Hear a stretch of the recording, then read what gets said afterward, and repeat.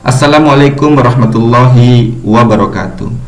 Jumpa lagi di channel Caipul TV. Pada kesempatan kali ini, seperti biasa, saya ingin sampaikan kepada teman-teman, semoga teman-teman dalam keadaan yang baik, sehat selalu, dimurahkan rezekinya, dan diberkahi oleh Allah Subhanahu wa Ta'ala. Pada kesempatan kali ini, saya ingin membahas masih terkait tenaga kerjaan ya.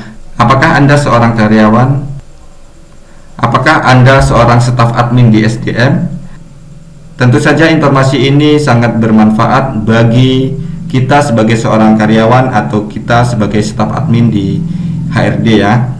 Oke, pada kesempatan kali ini saya ingin membahas sedikit ringkasan peraturan pemerintah nomor 35 tahun 2021.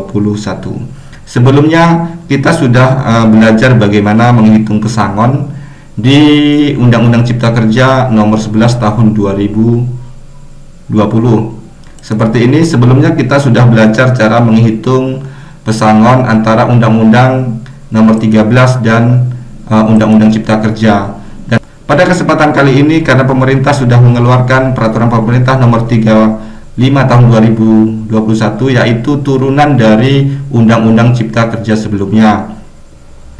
Kalau di Undang-Undang Cipta Kerja sebelumnya nomor 11 tahun 2020, di undang-undang tersebut tidak dijelaskan alasan keluar PHK-nya ya, alasan karyawan di PHK, alasan keluarnya apa, tidak dijelaskan di Undang-Undang nomor 20. Namun di peraturan pemerintah nomor 35 ini lebih dijelaskan secara rinci tentang ketentuan-ketentuan hitungan pesangon dan alasan keluarnya. Oke, kita lanjut ke pembahasannya ya.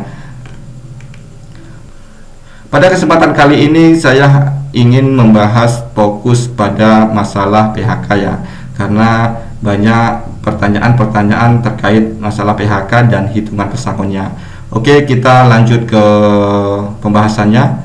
Di sini ada perjanjian kerja, kita lewati dulu. Di sini ada alih daya, kita lewati dulu. Di sini ada waktu kerja dan istirahat, kita lewati dulu. Kita masuk ke pemutusan hubungan kerja.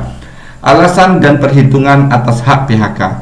Apabila pemutusan hubungan kerja tidak dapat dihindari, maka maksud dan alasan PHK diberitahukan ke pekerja dan serikat pekerja apabila ada.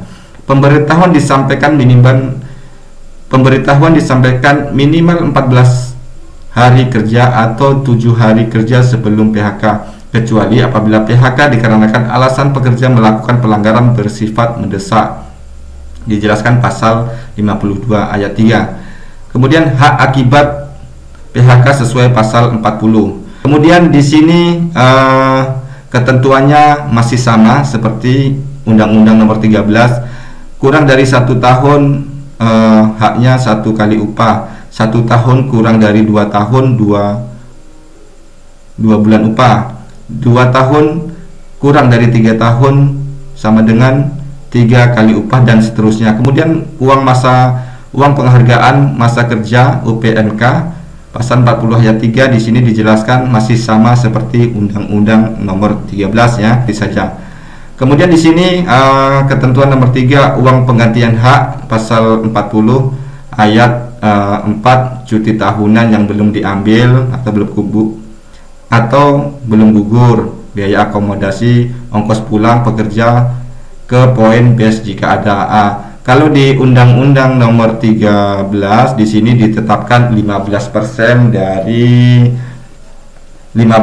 dari uang pesangon dan uang penghargaan masa kerja.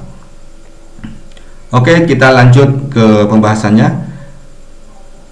Di sini dirincikan ada paket-paketnya ya.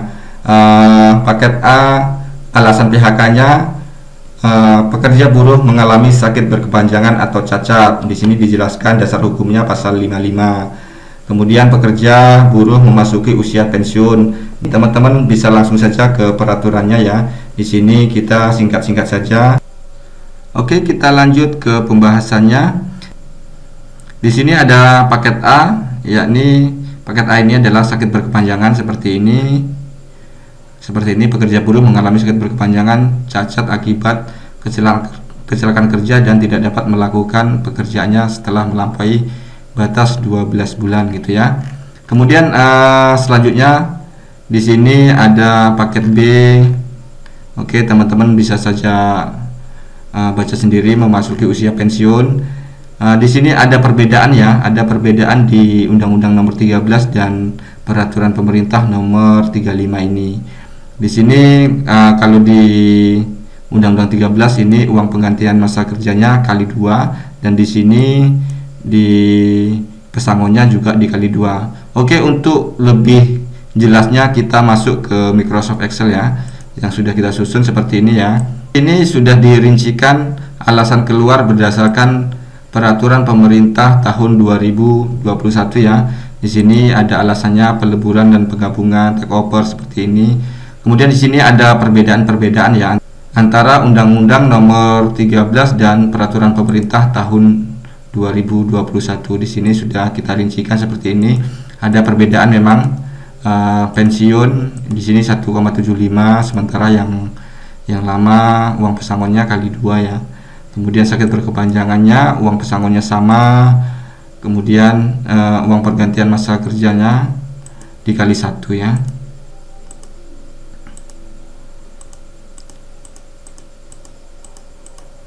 Oke, setelah kita mengetahui alasan-alasan keluarnya, kita langsung saja ke perbandingan hitungan pesangonnya ya.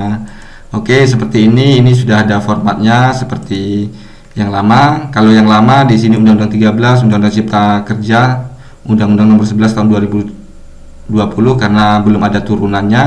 Ini lebih rinci lagi, kita coba masuk ke perhitungannya ya. Kemudian di sini ada nama Udo Parno, kemudian dia mulai kerja dari 1996 sampai dengan 10 Maret ya. Kemudian di sini alasan keluar, ini bisa dicentang alasan keluarnya. Misalnya terjadi pensiun atau sakit berkepanjangan gitu ya. Di sini teman-teman bisa lihat perbandingannya ya. Kita coba di sini buat perbandingannya seperti ini ya. Kita buat perbandingannya seperti ini.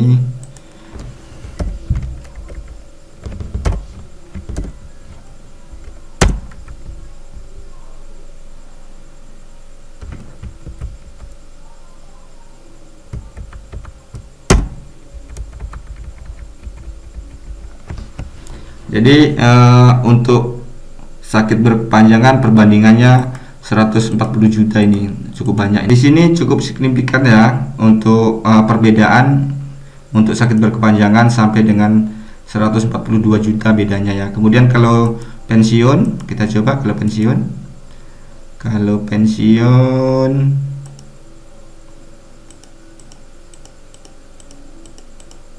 pensiun perbedaannya hanya 32 juta karena yang berbeda hanya di uang pesangonnya 1,75. Kemudian kita lihat di alasan keluar yang lain, misalnya meninggal dunia. Kalau meninggal dunia antara Undang-Undang Nomor 13 dan PP 35 sama ya, tidak ada perbedaan. Kemudian jika karyawan mengundurkan diri, kalau mengundurkan diri tidak mendapat tidak mendapat hak pesangon. Kemudian perusahaan tutup seperti ini, bedanya 128 juta. Misalnya ditahan pihak berwajib, sama, hitungannya sama ya, tidak ada perbedaan. Kemudian apa lagi? Pilot. Pilot ada perbedaan. Di sini ada 0,5 kalau yang sementara yang lama dikali 1.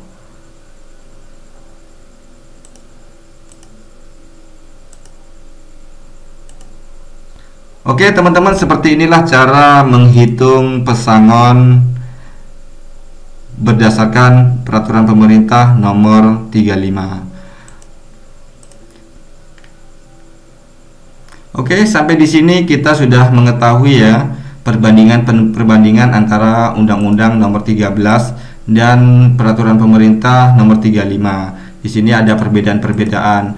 Apabila teman-teman menginginkan format pembayaran uang pesangon ini, teman-teman bisa japri saya di nomor WA atau kirim email di kolom komentar ya. Sampai di sini penjelasan dari saya. Semoga informasi ini bermanfaat untuk teman-teman. Saya Saiful Ikhwan dari Caipul TV. Assalamualaikum warahmatullahi wabarakatuh.